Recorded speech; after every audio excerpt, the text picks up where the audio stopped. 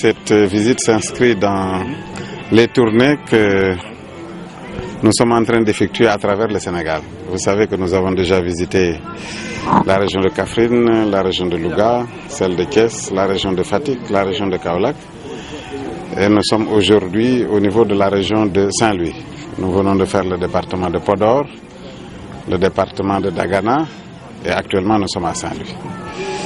Principalement, c'est pour rendre visite aux militants, remercier les militants qui nous ont élus lors des élections législatives de 2017 et les sensibiliser sur les élections qui pointent à l'horizon, c'est-à-dire les élections présidentielles du 24 février 2019. Ça, c'est essentiellement l'objet de ma visite ici à Saint-Louis. Une visite qui coïncide avec le manque d'eau au Sénégal, surtout à Dakar. Parfaitement. Vous savez que moi ce matin, pas ce matin, hier matin, parce que j'ai quitté chez moi hier, pour me baigner, j'étais obligé d'aller acheter de l'eau. J'habite aux Almadies, ça fait 2 ou 3 semaines, nous n'avons pas une goutte d'eau. Et je sais que ce n'est pas uniquement là où nous habitons qui est concerné, c'est tout Dakar qui est concerné. Et ce qui est inquiétant, c'est que ce problème est récurrent. Et on nous fait comprendre que ce ne sera qu'au mois de septembre qu'une ébauche de solution pourrait être trouvée. Cela est inadmissible. Ce n'est pas uniquement Dakar, c'est pratiquement tout le Sénégal. Professeur, le parrainage, aujourd'hui on a entendu des autorités parler du parrainage, dire qu'il faut attendre véritablement que le top soit donné. Aujourd'hui vous êtes sur le terrain, qu'est-ce que vous répondez à cela? C'est dommage parce qu'ils n'ont rien compris, ces autorités. Ils se sont engouffrés dans ce parrainage qu'ils n'ont pas compris en réalité. Parce qu'avant de faire voter une loi, il faudrait savoir de quoi cette loi retourne. De quoi s'agit-il pour le parrainage? C'est de demander à tout candidat. En fait, ce parrainage a été voté simplement, il a comme prétexte d'éliminer des candidats. Vous emprisonnez certains, ceux que vous ne pouvez pas emprisonner, mais vous leur demandez de fournir entre 50 000 et 70 000 signatures. Mais c'est la Constitution qui parle de signatures, parce que l'article 29 a été modifié. Donc on va pour les signatures, on ne va pas pour autre chose. Ils n'ont pas réfléchi sur la faisabilité du parrainage. Et ils se sont entêtés à imposer le parrainage aux Sénégalais, principalement aux candidats. Maintenant, après avoir fait le tour du monde, ils sont allés aux îles du Cap-Vert, ils sont allés en Pologne, un peu partout. Revenus, ils n'ont rien amené. B, ils se mettent à chercher quelque part un dispositif qu'ils auraient appelé discriminant et qui leur servirait de vérification pour voir si exactement le candidat est allé au niveau du parrain. Mais ce n'est pas ce discriminant qu'on leur demande, c'est la signature. Et nous avons dit que cette signature n'est pas vérifiable. Et jusqu'à présent, nous le maintenons parce que nous avons attaqué cette loi au Conseil constitutionnel. Nous avons été déboutés. Mais vous avez entendu le ministre quand il est allé à Linguère en tant que politique pour sensibiliser ses militants. Il y a un de ces militants qui lui a posé la question, en tout cas un des militants de Benno Bokk Yakaar. Et monsieur le ministre, qu'en est-il des signatures? Mais sa réponse était très laconique. Il a simplement dit que le Conseil constitutionnel a l'ensemble des outils qui lui permettent pas de vérifier les signatures, de vérifier le parrainage. Mais il ne s'agit pas de vérifier le parrainage simplement, il s'agit de vérifier les signatures.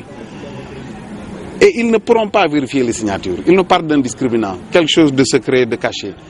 Il n'y a absolument rien de secret, de caché au niveau des pièces d'identité.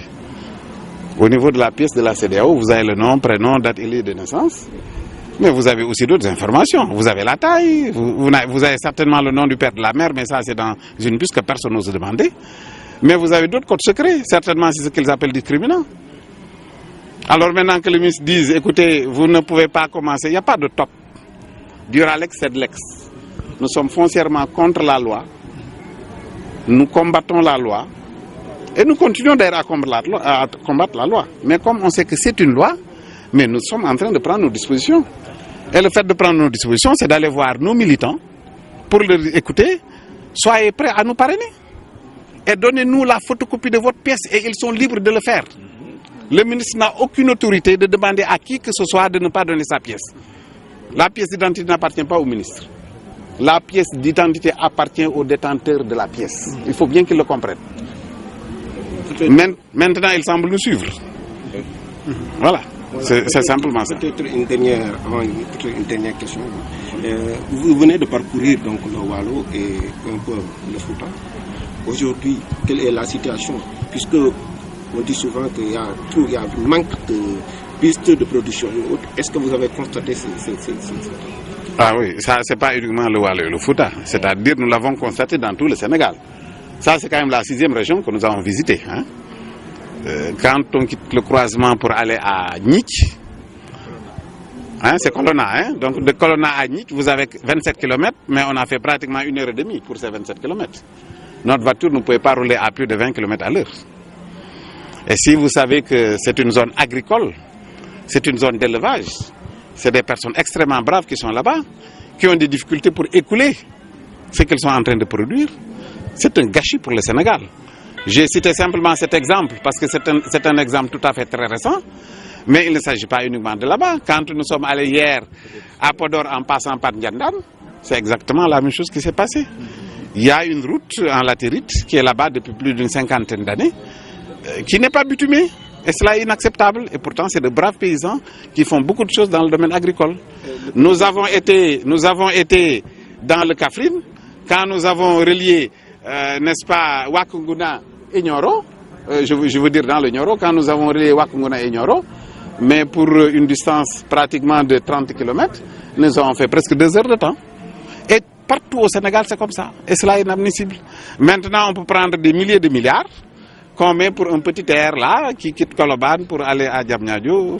Ça fait rire. Voilà. Et il faut dire que Diamniadio, le Sénégal, c'est pas Diamniadio. Tout ne s'arrête pas à Diamniadio. L'ensemble de nos ressources, parce que ce sont nos ressources, les impôts, c'est vous qui les payez, sont concentrés dans un petit îlot.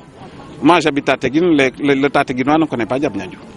N'est-ce pas? Vous de Saint-Louis, vous ne connaissez pas Diamniadio. Alors, j'ai interpellé une fois le ministre pour lui dire, écoutez, il faut penser à l'interland. Le Sénégal, ce n'est pas uniquement Dakar. Et nous ne sommes pas là uniquement pour Dakar, nous sommes là pour tout le Sénégal.